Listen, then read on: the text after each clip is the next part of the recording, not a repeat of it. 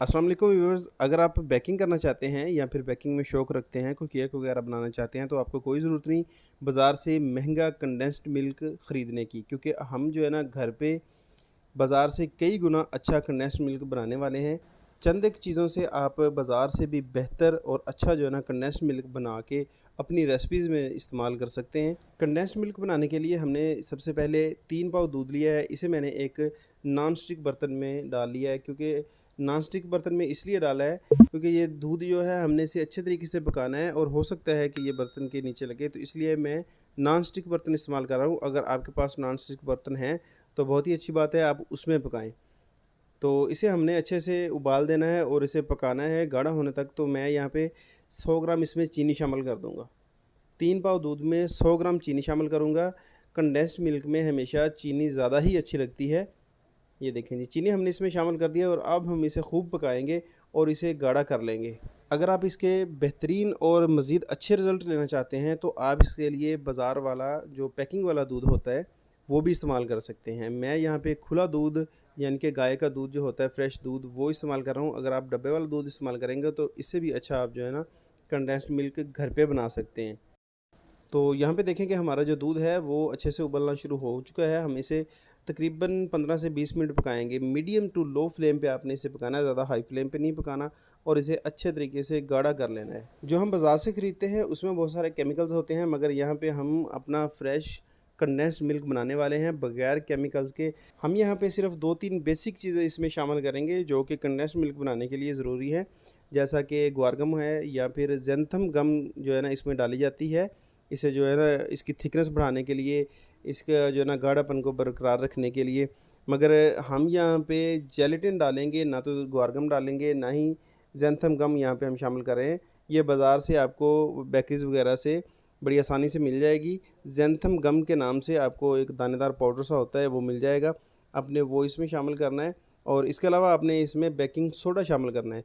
Baking soda से ये है कि अगर आप बेकिंग की रेसिपी में इस्तेमाल करेंगे, केक वगैरह में इस्तेमाल करेंगे, तो बहुत अच्छे से राइज़ होगा, फूलेगा और बहुत अच्छा जो है ना आपका केक बनेगा। बेकिंग सोडे का आपको ये फ़ायदा होगा। तो ये देखें कि दूध को हम जो है ना उबालते हुए तकरीबन 10 मिनट हो चुके हैं और ये है मेरे पास जेलेटिन। ये हम इसे जो है ना थोड़े से पानी में भिगो के रख देंगे और यहाँ पे मैं तकरीबन हाफ़ टी स्पून से भी कम बेकिंग पाउडर जो है ना शामिल कर रहा हूँ। बेकिंग सोडा नहीं शामिल करना, आपने बेकिंग पाउडर शामिल करना है, क्योंकि बेकिंग पाउडर जो होता है वो बेकरी की जो रेसिपीज़ होती हैं उसमें बहुत जो है ना काम आता है। तो इसलिए यहाँ पे हम इसमें बेकिंग पाउडर शामिल करें। इसे हम अच्छे से मिक्स करेंगे और इसमें पका देंगे। इससे क्या है कि इसकी शेल्फ़ लाइफ भी बढ़ेगी। अगर आप इसे स्टोर करना चाहते हैं, अगर आप इसे 4-5 मंथ तक रखना चाहते हैं तो कोई बात नहीं, आप इसे रख सकते हैं, मगर बेकिंग जो पाउडर है उसका इस्तेमाल ज़रूरी है इसमें। तो ये देखें कि इसकी जो थिकनेस है वो थोड़ी-थोड़ी बढ़ना शुरू हो गई है और दूध हमारा जो है ना गाढ़ा हो चुका है।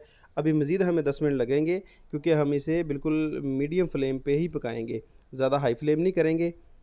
यहाँ पे देखें कि इसके बबल से जो है वो आपको अंदाज़ा हो रहा होगा कि कितना जो है ना दूध हमारा गाढ़ा हो चुका है। कंडेंस्ड मिल्क को आप बेकिंग के अलावा और भी कई सारी रेसिपीज़ में इस्तेमाल कर सकते हैं। सुबह के नाश्ते में आप बच्चों को ब्रेड पे लगा के दे सकते हैं और इसका टेस्ट भी बहुत अच्छा होता है। जो आप घर पे बनाएँगे उसका तो जो है ना टेस्ट बाज़ार वाले जो कंडेंस्ड मिल्क है उससे कई गुना ज़्यादा होगा। ये देखें कि इसकी पकाई करते हुए मुझे तकरीबन 12 से 13 मिनट हो चुके हैं। मज़ीद हम इसे 5-7 मिनट पकाएँगे और इसकी थिकनेस देख लें कि कैसे जो है ना बढ़ती जा रही है। मज़ीद हम इसे गाढ़ा करने के लिए इसमें हाफ़ टी स्पून जेलेटिन डालेंगे, जिससे कि हमने थोड़े से पानी में मिक्स करके उसे जो है ना भिगो के रख दिया है ताकि वो अच्छे से मेल्ट हो जाए। अगर आप डायरेक्ट पाउडर ही इसमें शामिल कर देंगे तो उसकी गुठलियाँ सी बन जाएँगी और वो ख़त्म नहीं होंगी।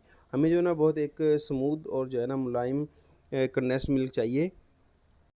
तो दूध हमारा काफ़ी हद तक गाढ़ा हो चुका है, तो अब हम इसमें जेलेटिन शामिल करेंगे, जिसे कि हमने भिगो के रखा हुआ था थोड़े से पानी में। ये देखें जी, तो ये इसमें शामिल करेंगे और चम्मच जो है ना चलाते रहेंगे।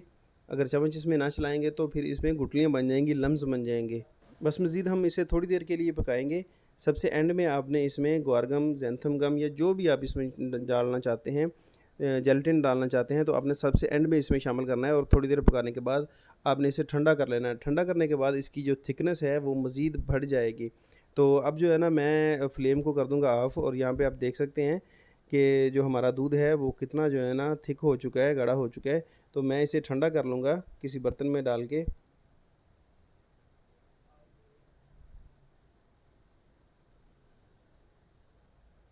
तो अल्हम्दुलिल्लाह यहाँ पे देखें कि हमारा जो कंडेंस्ड मिल्क है वो बेहतरीन तैयार हो चुका है। मज़ीद इसे मैं ठंडा करके एक बाउल में डालूँगा। तो यहाँ पे देखें कि इसकी थिकनेस माशाल्लाह ज़बरदस्त जो है ना हमारा कंडेंस्ड मिल्क तैयार हो चुका है। तो अगर आज की रेसिपी पसंद आई हो तो वीडियो को लाइक करें, और अगर चैनल पे नए हैं तो चैनल को लाजमी सब्सक्राइब करें और साथ लगे बेल आइकन को ज़रूर प्रेस करें ताकि हमारी हर नई आने वाली वीडियो का नोटिफिकेशन सबसे पहले आप तक पहुँचे। तो मिलते हैं एक नई रेसिपी में एक नई वीडियो के साथ, तब तक के लिए अल्लाह हाफिज़।